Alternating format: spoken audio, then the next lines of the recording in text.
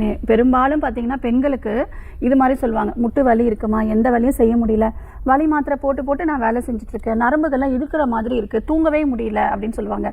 "உட்கார முடியல. சமணங்கால் போட்டு தரையில உட்கார்ந்தே பல வருஷம் ஆகுது.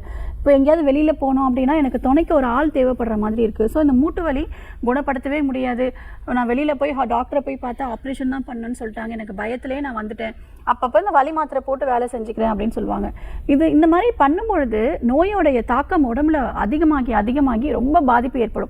எப்போ சுத்தமாக மூட்டை அசைக்கவே முடியலையோ, வீல் சேரில் வர மாதிரி ஒரு நிலைமை இருக்கோ, அப்போ தான் என்ன பண்ணலாம் அப்படிங்கிற மாதிரி அடுத்த ட்ரீட்மெண்ட்ஸ்க்கே வருவாங்க. ஆரம்ப கட்ட நிலையில் லேசான ஒரு வலி அப்படின்னு ஏற்படும் பொழுதே உடனடியாக மூலிகை மருந்துகள் எடுத்துக்கும் போது இது ஈஸியாக குணப்படுத்த முடியும்.